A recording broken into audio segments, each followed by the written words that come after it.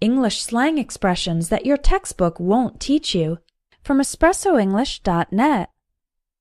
These 10 slang words are common in spoken American English, but you probably won't find them in English textbooks. Why not? Well, some of them are slightly offensive, and others are just extremely informal. But they are part of the English language, so here are examples and definitions to help you understand. Number 1. Ass kisser, brown noser, or suck up. These words describe a person who tries very hard to please another person, especially a boss or someone in a position of authority, in order to get a personal advantage. For example, let's say you have a coworker named Brad, and the department director's name is Caleb. Brad always does nice things for Caleb, says that Caleb's ideas are brilliant, gives gifts to Caleb, and does extra favors for him, only because Brad is hoping to get a promotion. You might say, Brad is such a suck-up. All he does is kiss Caleb's ass. Now, be careful. These terms, especially ass kisser, are offensive. It's not a good idea to use them at work. Number 2. Hit below the belt. A comment or action that is especially cruel or unfair can be said to hit below the belt. This slang expression comes from the fact that if you hit a man below his belt, in his genital area, it will really hurt, and such an attack is considered unfair in most martial arts and other fighting sports. For example, let's say you're talking about a debate between two politicians in which one said some things that were especially mean. You might comment, criticizing the opponent's ideas is one thing, but calling him a fat, lazy pig is hitting below the belt. Number 3. Dibs. Among friends, if somebody calls dibs on something, it means they are reserving the first or best part for themselves. For example, let's say there is only one piece of chocolate cake in the fridge. If your roommate says, "I got dibs on the last piece of cake," he is saying that the piece of cake is his and you can't eat it. To reserve the front seat of a car, people often say shotgun or I call shotgun. This means that they are reserving the right to ride in the front seat and not in the back seat. Number 4. Freeload or mooch.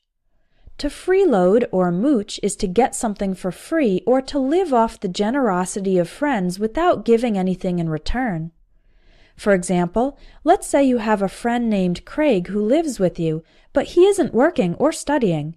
He eats your food but doesn't help pay for the rent or groceries. You might say, Craig's not doing much of anything, he's just freeloading, or he's just mooching.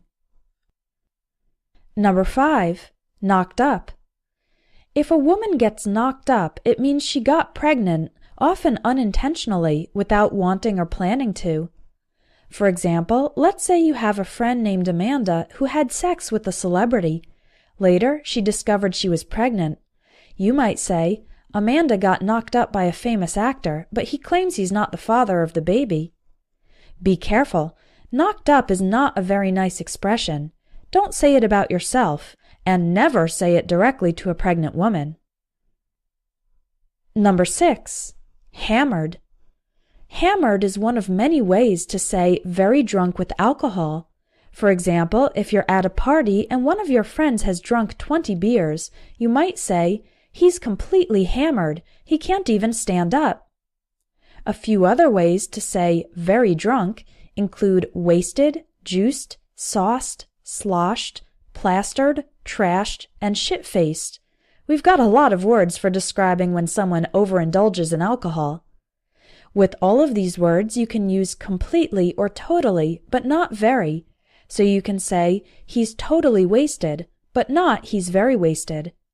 You can say, she's completely hammered, but not she's very hammered. Number 7. Hit the spot. If something hit the spot, it means it was exactly what you wanted or needed. This is most commonly used with food and drink. For example, let's say you just finished running 5 miles and you feel hot and thirsty. You buy an ice-cold soda and drink it. It is delicious and very cold. You might say, "Ah, that really hits the spot." A lot of English students have trouble watching movies and TV series in English, and one reason is because these shows use a lot of slang and informal expressions. I've written an ebook to help you learn slang and informal English. Just visit espressoenglish.net, click on ebooks, and look for the Slang and Informal English ebook. It comes with audio so you can practice your listening as you learn the expressions.